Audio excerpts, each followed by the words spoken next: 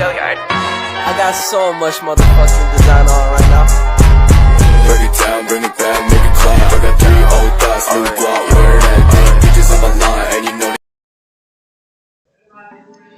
Hai teman-teman, assalamualaikum. Perkenalkan, nama saya Nila Bidatul Munafiatin. Dan kali ini saya akan memberikan tutorial bagaimana cara membuat evaluasi pembelajaran dengan menggunakan Google Form. Yuk langsung disimak tutorialnya. Baik, untuk langkah awal kita masuk ke Google, kemudian kita ketik Google Drive. Selanjutnya kita enter dan kita masuk ke Google Drive. Kita tunggu. Nah, maka tampilannya akan menjadi seperti ini ya teman-teman. Dan untuk memudahkan kita mencari file yang akan kita buat nanti, kita bisa klik baru di sebelah kiri atas ini untuk membuat folder, memudahkan kita untuk mencari file yang akan kita buat ini. Contohnya judulnya soal evaluasi. Oke, kita buat. Lanjut, kita tunggu.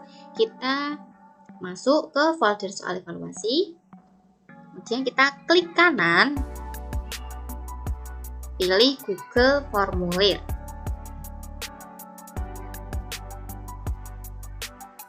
Maka tampilan awal akan seperti ini. Ada pertanyaan di bagian atas, jawaban, setelan, terus ada beberapa icon di sini yang nanti fungsinya akan saya jelaskan. Untuk judulnya bisa kita isi sesuai dengan keinginan kita. Contohnya soal evaluasi fikih. Sini ada juga beberapa icon.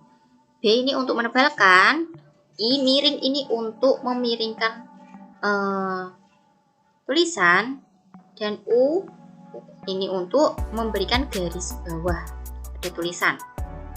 Contohnya kita ingin menebalkan tulisan ini, bisa blok, kemudian kita klik icon B ini.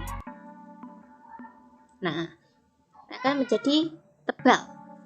Kemudian kolom deskripsi formulir kita bisa isi materi yang akan kita jadikan soal evaluasi. Contohnya materi fikih, jual beli. Sama ikonnya di bawah ini untuk menebalkan, miringkan, dan juga memberi garis bawah.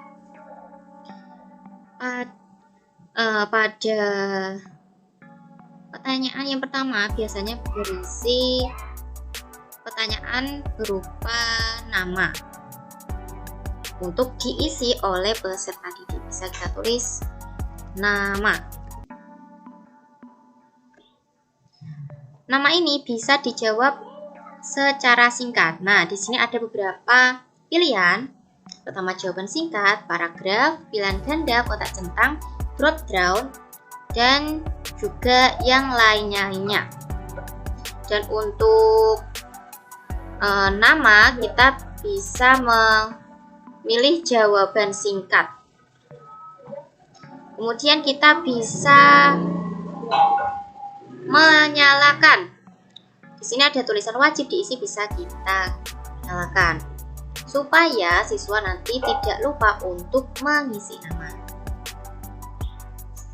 Selesai. Untuk menambahkan pertanyaan berikutnya, kita klik tanda ini plus di bagian kanan, tambahkan pertanyaan, kita klik. Untuk selanjutnya kita isi dengan nomor absen, umpama no absen. Di sini bisa kita pilihan jawabannya para jawaban singkat.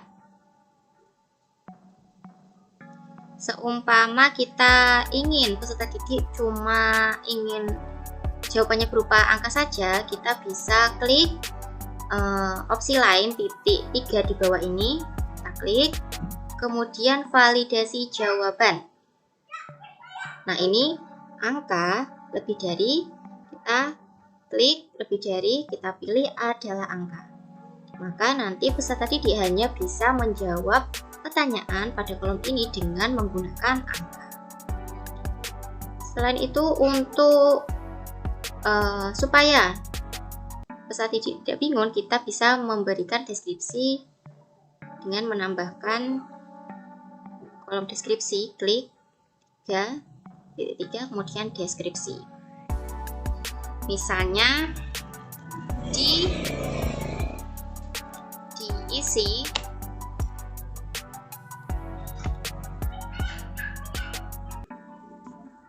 dengan angka, misal 1, 2, 3 dan seterusnya. Jangan lupa kita nyalakan wajib diisi. Selesai. Kemudian selain nama dan nomor absen, biasanya kita tambahkan juga kelas.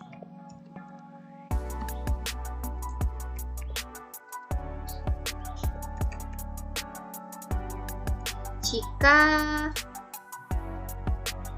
kalian mengajar lebih dari satu kelas, umpama kelas 7A, 7B, 7C, kalian bisa memilih pilihan jawaban dengan menggunakan drop down. Kita klik opsi pertama, seumpama kelas 11A, 11B,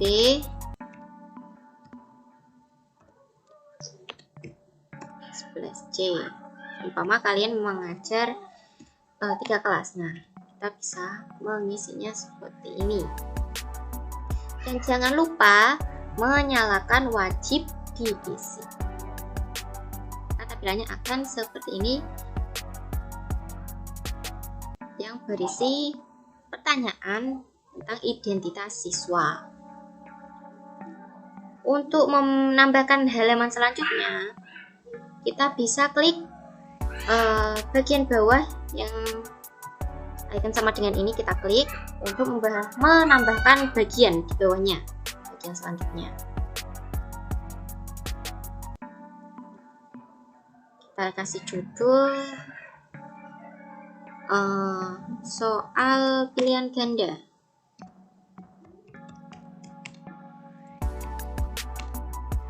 Di bawahnya kita bisa menambahkan deskripsi. Kerjakan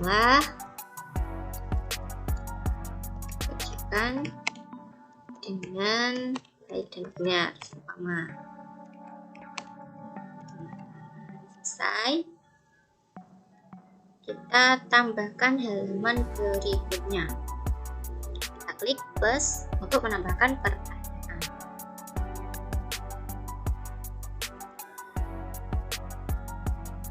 Karena saya ingin membuat soal berupa pilihan ganda, maka judulnya saya kasih soal pilihan ganda. Kemudian pertanyaannya kita bisa isi sesuai keinginan kita. Contohnya, karena tadi kita membahas materi jual beli, kita bisa mendapatkan pertanyaan pengertian jual beli secara bahasa.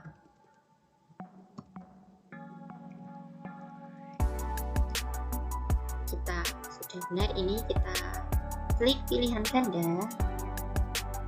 Jawaban pertama kita contohnya pengertian jual beli secara bahasa, untung rugi. Kemudian tukar menukar. Yang ketiga, memberi menerima, membuat, dan juga memberikan sesuatu.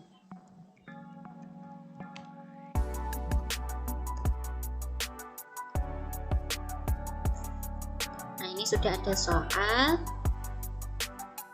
sudah ada pilihan jawaban.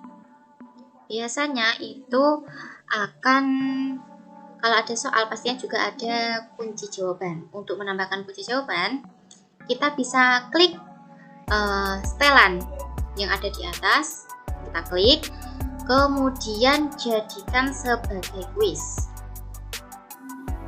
Kita klik di sini ada segera rilis nilainya segera setelah setiap pengiriman, nanti setelah peninjauan manual, kemudian pertanyaan tak terjawab, ini bisa kita nyalakan atau kita bisa nonaktifkan. Kita nonaktifkan saja. Jawaban yang benar kita nonaktifkan saja. Nilai poin ini bisa kita tampilkan atau bisa tidak, sesuai keinginan kalian ya teman-teman. Kemudian jawaban di sini kita klik cara merespon, dikumpulkan dan dilindungi. Ada, nah ini perlu login, batasi ke 1 jawaban. Nah nanti berarti peserta didik hanya bisa menjawab pertanyaan tersebut hanya 1 kali apabila kita menyalakan atau mengaktifkan batasi ke 1 jawaban. Klik, terus kita kembali ke pertanyaan. Ini tampilannya akan muncul kunci jawaban. Kita klik, kemudian poinnya. Karena nanti saya akan buat 2 soal saja sebagai contoh, maka setiap soalnya dari 100 dibagi 2 akan menjadi 50 poin per soal. Dan untuk jawaban yang benar kita bisa klik di sini untuk jawaban yang benar. Pengertian jual beli saja berarti itu kan kita klik. Selesai. Nah, itu sudah soal, jawaban, dan kunci jawaban. Untuk menambahkan soal lagi, kita klik tanda ini plus, tambahkan pertanyaan. Kita tulis pertanyaan yang kedua, hukum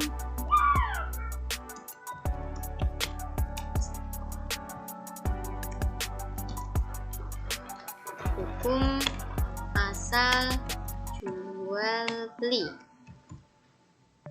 Ini setelahnya masih jawaban singkat, kita ganti pilihan ganda. Nanti jadi kalau teman-teman mau membuat soal jawaban singkat, paragraf atau yang lainnya bisa ya, jadinya sesuai kebutuhan masing-masing. Saya di sini buat pilihan ganda, jadi saya akan pilih pilihan ganda. Kita opsi yang pertama, jual beli haram, kemudian mubah,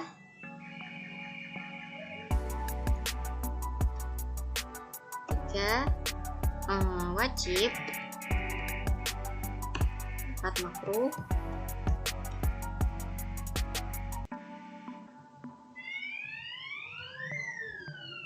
dan juga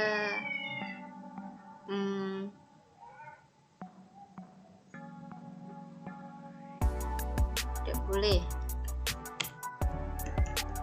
semua.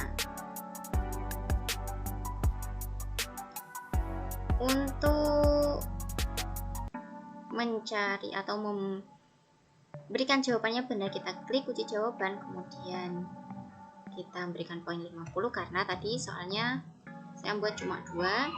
Kemudian kita klik jawaban yang benar. Selesai. Nah, di sini sudah selesai, sudah ada identitas yang diisi oleh peserta didik, kemudian pertanyaan. Untuk melihat hasilnya kita bisa klik ini, tanda kayak bentuknya seperti mata. Kita klik pratinjau untuk melihat hasilnya. Maka hasil yang telah kita buat tadi akan menjadi seperti ini. Coba kita isi nama Adi seumpama absen 2 kelas 11B.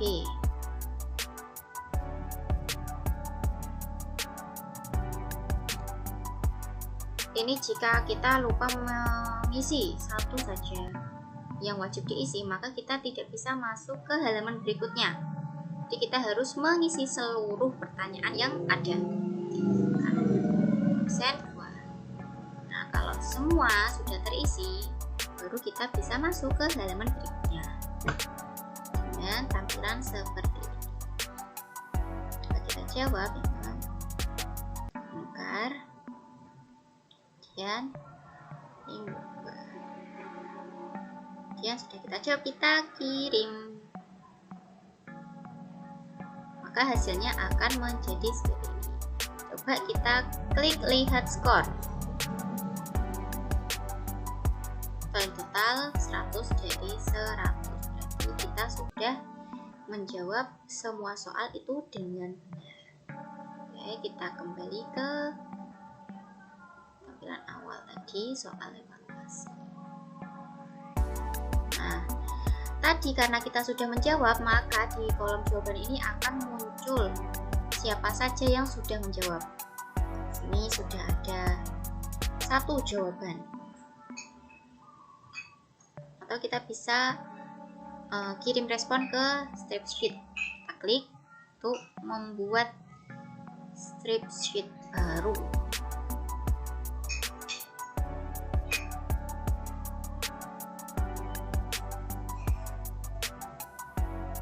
Nah, di sini akan muncul siapa saja yang sudah menjawab pertanyaan yang telah kita buat. Itu.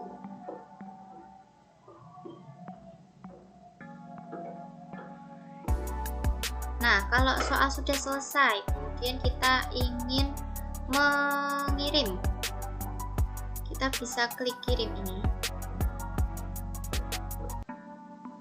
Kemudian di sini ada beberapa pilihan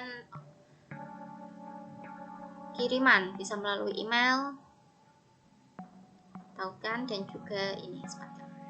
Kita bisa klik tautan ini. Karena ini tautannya terlalu panjang, kita perpendek URL. Kemudian kita copy, yang biasanya kita kirim ke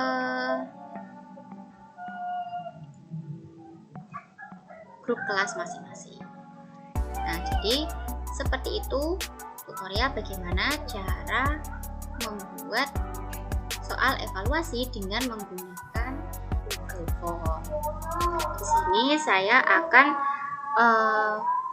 memperlihatkan soal yang telah saya buat.